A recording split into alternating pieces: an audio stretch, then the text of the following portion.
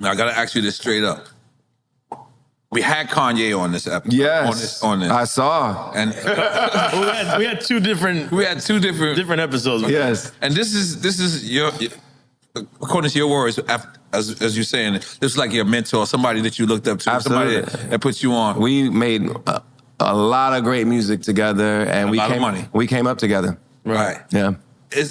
Sometimes does it disturb you, or how did you feel? Like, oh, absolutely, it disturbs me. Some of the things he says, and I'm not as disturbed for me because what he said about me, I didn't care. I mean, like obviously, it was a good thing for him and for me that he signed me. Right. I wasn't worried about the literal words that he said. I didn't take it personally, but I just feel like a lot of times he seems to be going through shit, and every once in a while we'll get these flurries of outbursts from him, and it's sad, man. I don't love seeing it, man. I don't love seeing it for him.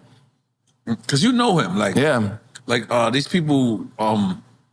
To most people, and I don't want to stay on this. I'll get off. Yeah, but most people, it's entertainment, right? Yeah, and it's like, but that's your brother, and it is outrageous, and sometimes it's funny. Like, and some of my friends will text me, "You hear what Kanye said?" Yeah, right. I'm like, yeah, but part of it's sad, Right. It's sad seeing it, and I still look at him as one of the most important artists that we've ever had, and I still some of his music is just truly incredible, groundbreaking, world-changing, and still holds up now. And I just feel like it's a shame that it gets clouded by all the other shit. Right. Mm-hmm. God bless, man. Yeah. But hold up, because to go more to the musical side of it, that journey that when you guys connected in the beginning, what was that like? How? What stage of his career and for you, and what was that whole beginning? That was good music, correct? Yeah. So it didn't even exist. Good music didn't exist when we met. Okay. So I'm a new artist. I'm, like I said, working by day as a management consultant in New York. One of my roommates I went to college with, his name is Devo, and Devo had a cousin from Chicago that was about to move to the area, and his name was Kanye West. So Devo, so he's not known neither. No, but he had just started working with Jay and Dame and all them at Rockefeller. Okay, and he had just him and Just Blaze basically did the whole blueprint. Yeah. That's right. So when I met Kanye, it was May of 2000, or late spring or early summer 2001. Mm-hmm. And I remember because it was at Jimmy's Uptown, and I recorded that show at Jimmy's Uptown in Harlem. Jimmy's Cafe? Yeah, Jimmy's Uptown. Cafe? Yeah, in Harlem. He gonna stab you, I'm telling you. He gonna stab somebody. So I'm doing a show there, and we recorded it, and we actually put out a live record to my fans of that recording. So that's why I knew when I met him, was because it was that day that we recorded the show. And my roommate's like, you gotta meet my cousin. He just moved to New York, and he's producing for Rockefeller. And we met, and then we started working together a few months later. He was working on his demo, and he was trying to get signed as a rapper, but everybody was like, yeah, you keep making beats. Serious. Yeah. Can I stop you for a second? Yeah. Because Pharrell always downplays when me and Pharrell met, right? Pharrell was cocky as shit, even as a person that was coming up. Was Kanye cocky? Yeah, he was cocky. Okay, all right, cool. It suits him right. He's not the same as he was back then, but he's always had a strong sense he was of the shit. self-belief. Okay, yes. Okay. All right, yeah. Because Pharrell was he was so humble now. I'm like, no, mother. I remember you in the beginning.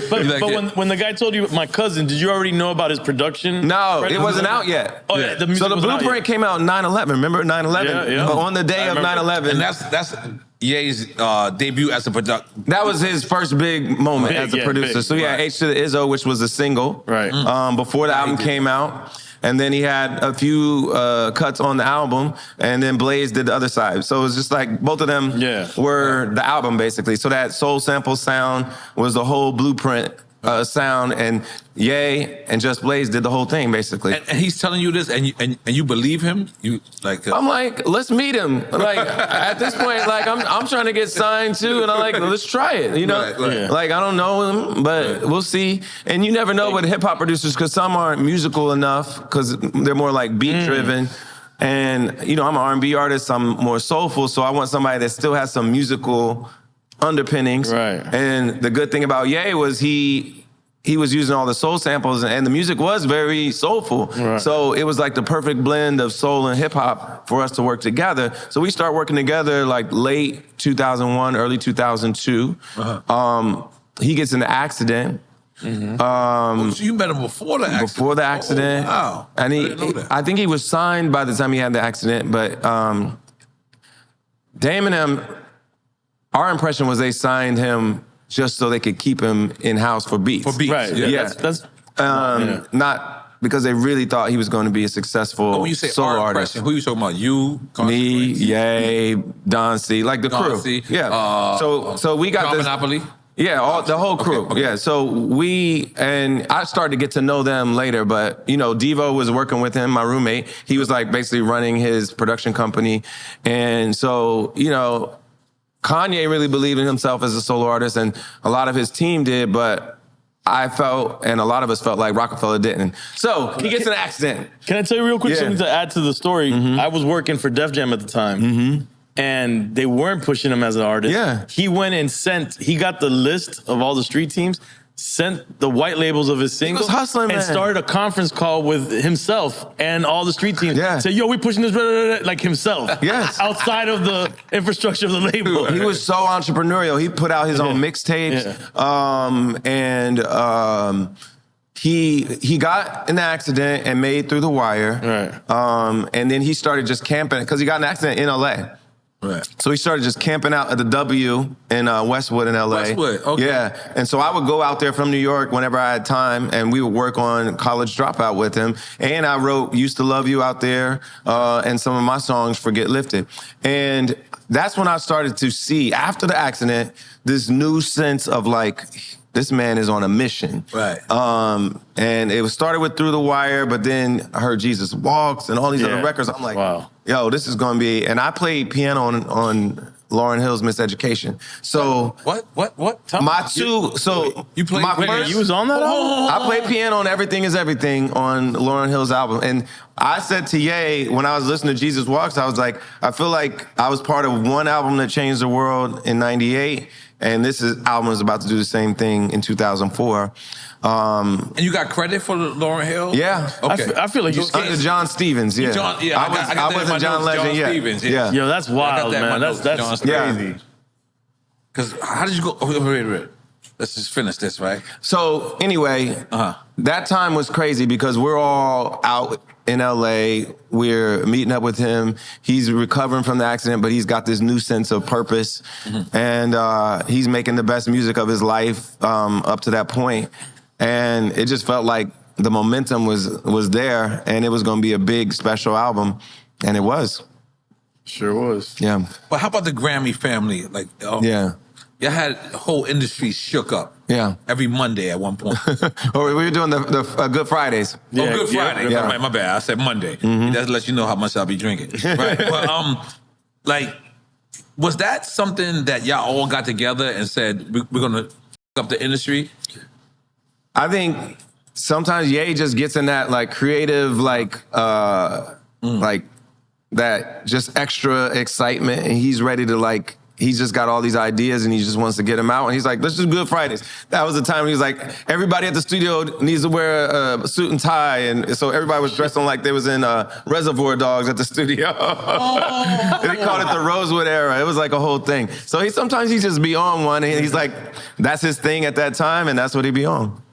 That's ill. Yeah. God damn it. I wish I would have gone to the studio with a goddamn Reservoir Dog. Oh, Jesus. He called it the Rosewood era. So then you get so now getting into your project, transitioning from his. So it was all happening at the same time though. So we were working on like Used to Love You and some of the joints from Get Lifted during the same time that we're working on College Dropout. Really? At the same time? It was all happening at the same time. We're both trying to get, I was trying to get signed after he had already gotten signed to Rockefeller. And I eventually signed to Good Music. And my roommate was running the label for him. So I was basically signed to my roommate's label with his cousin. And eventually, after College Dropout came out, that was when the industry really started to be like, okay, we with the whole crew. So before that, we took the same music to all the labels and they turned us down or they gave us a low offer. And when College Dropout came out, everybody changed their tune. We had a bidding war and I signed with Columbia.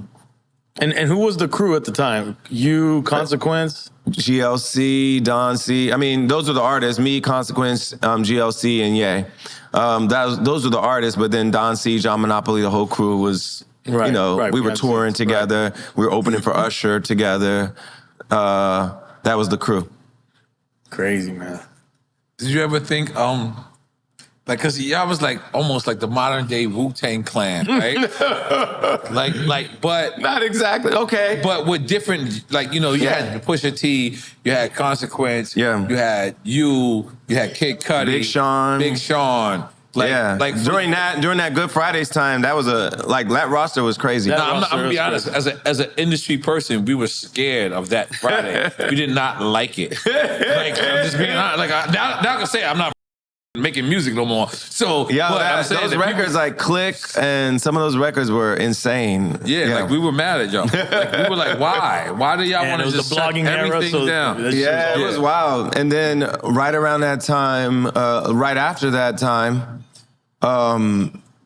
Jay and Kanye started working on Watch the Throne, like probably one or the two. This is the one? This is the main, Watch the Throne. Yeah, it's the only one. Yeah. So this is around 2012, 2013. He's up in the Mercer. They talk about it in the song. The Mercer Hotel in New York. And I thought you were talking about a car. Let's let you know I ain't getting money. So they were literally in the Mercer Hotel, and he just brought his studio equipment in there and was making Watch the Throne with Jay. And then we made Love in the Future, my album that came out in 2013 in that same hotel.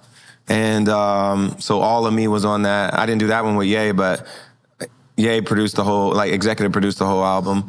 And that was another crazy time. So there's been these times when Ye's really on a creative tear and producing some of the best music of that era. It was incredible. No,